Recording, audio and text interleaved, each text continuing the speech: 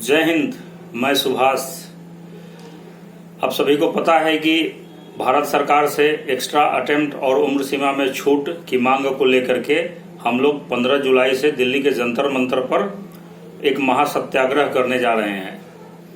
किंतु इस आंदोलन को लेकर के बहुत सारे लोगों के मन में बहुत सारी शंकाएं हैं और इन शंकाओं का एक कारण ये है कि कुछ सिरफिरे लोगों के द्वारा बहुत सारी अफवाहें फैलाई जा रही हैं। कुछ लोगों को टेक्स्ट मैसेजेस भेजे जा रहे हैं और उसमें बताया जा रहा है कि यदि आप इस आंदोलन में आएंगे तो ऐसा हो जाएगा, वैसा हो जाएगा। तो आपके मन में ये सवाल उठना लाजमी है कि इस आंदोलन का आखिर स्वरूप कैसा होगा। तो मैं बिल्कुल स्पष्ट कर देना चाहता हूं कि यह आंदोलन बिल्कुल ही शांतिपूर्ण होगा। इसमें किसी भी प्रकार की हिंसा नहीं होगी। मैं पिछले वीडियो में भी ये बात बोल चुका हूं, फिर मैं दोहरा रहा हूं, क्योंकि हम सारे पढ़े लिखे लोग हैं। हमने यूपीएससी की तैयारी के दौरान भारतीय संविधान को अच्छे से पढ़ा है। हमें पता है कि भारत सरकार की जो संपत्ति है वो हमारी संपत्ति है। हम अपनी ही संपत्ति को नुकसान नहीं पहुंचाएंगे। हम शांतिपूर्वक धरना प्रदर्शन करेंगे सरकार तक अपनी बात पहुंचाने के लिए। अतः कुछ सिरफिरे लोग जो आप गलतफहमियां फैलाने का काम कर रहे हैं, उनके बहकावे में कतई ना आए। वे नहीं चाहते हैं कि आपको अटेम्प्ट मिले और आपने जो सपना देखा था उसको आप साकार कर सकें। उनको अटेम्प्ट से कोई लेना देना नहीं है। उनका उद्देश्य कुछ और है, जिसकी चर्चा मैं किसी अन्य वीडियो में करूंगा। यहां मैं ये बताना चाहता हूं कि इस आंदोलन में किनको लाभ होगा। तो इस आंदोलन में उन सभी लोगों को लाभ होगा जो 2020 और 21 में कोरोना महामारी से प्रभावित हुए हैं। बहुत सारे बच्चों के मन में शंका है कि 2022 वाले को इसमें लाभ होगा या नहीं। तो मैं पिछले वीडियो में भी बता चुका हूं कि 2022 वाले भी 20 और 21 में प्रभावित हुए हैं। 20 और 21 की महामारी को फेस करके ही 2022 में पहुंचे हैं, इसलिए सबको लाभ मिलेगा।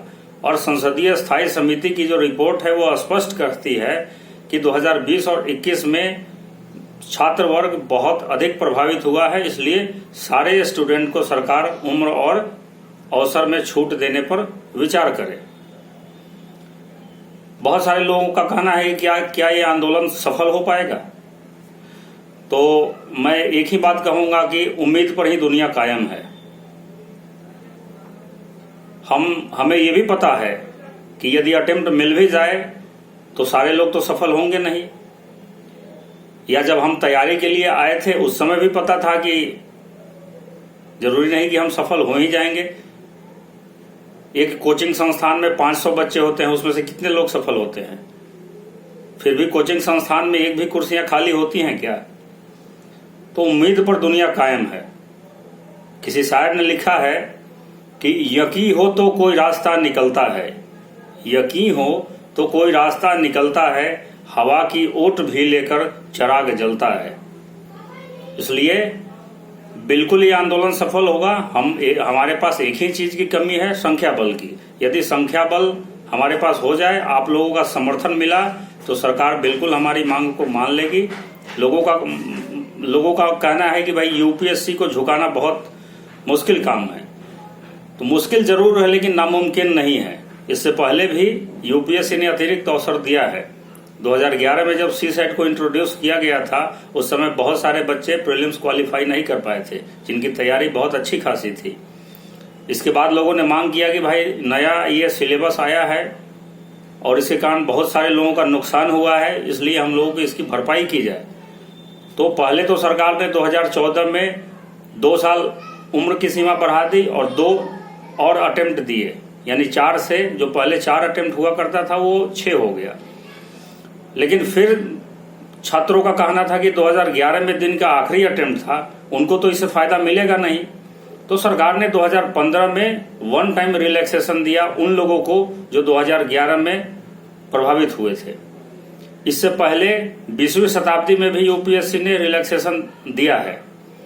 तो समय समय पर यूपीएससी ने रिलैक्सेशन दिया है, जबकि वो बहुत कमजोर ग्राउंड था। और ये कोरोना पैंडेमिक तो 100 साल में एक बार आता है। अभी से 100 साल पहले तो यूपीएससी का ही अस्तित्व नहीं था।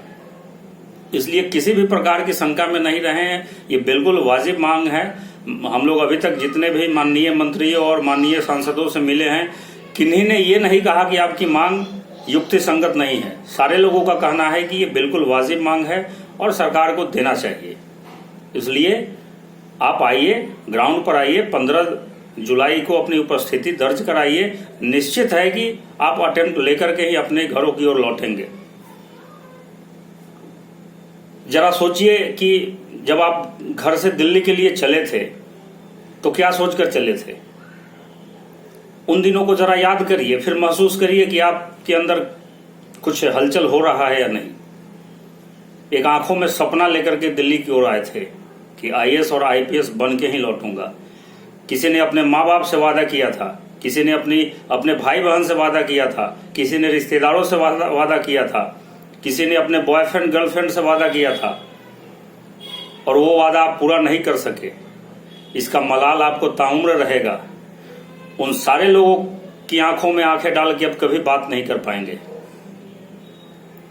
किसी शायर ने लिखा है, नहीं आएगी याद तो बरसों नहीं आएगी, नहीं आएगी याद तो बरसों नहीं आएगी, मगर जब याद आएगी बहुत याद आएगी।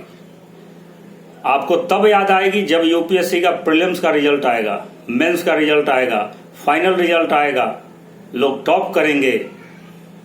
उस दिन आपके दिल में बहुत तेज दर्द होगा और बाकी दिनों में तो आप याद नहीं करेंगे, भले ही भूल जाएंगे, लेकिन उस दिन जब आपको याद आएगी तो बहुत याद आएगी। इसलिए एक आखिरी उम्मीद है कि यदि आप ग्राउंड पर आए तो कोरोना से आपको नुकसान हुआ है, सरकार इसकी भरपाई करेगी। तो वाकई यदि आपने सपना देखा था कि हमें आईएएस बनना है और उसके लिए आपने यदि 5-7 साल दिल्ली में रह के खर्च किया है, तो कुछ चंद दिन और निकाल लीजिए उसके लिए और एक चांस लीजिए और भरपूर तैयारी करके इस एग्जाम को क्रैक करिए। अपने माँ बाप का, भाई बहन का, अपना खुद का, गर्लफ्रेंड बॉयफ्रेंड, सबका सपना पूरा करिए। वरना ये दर्द जो है ये जिंदगी भर रहेगा और मरने के बाद ही खत्म होगा। तो इन पंक्तियों से मैं अपनी बात को विराम देना चाहूंगा कि इन्हीं गम की घटाओं से खुशी का चांद निकलेगा, इन्हीं गम की घटाओं से खुशी का चांद निकलेगा, अंधेरी रात के पर्दे में दिन की रोशनी भी है। Thank you.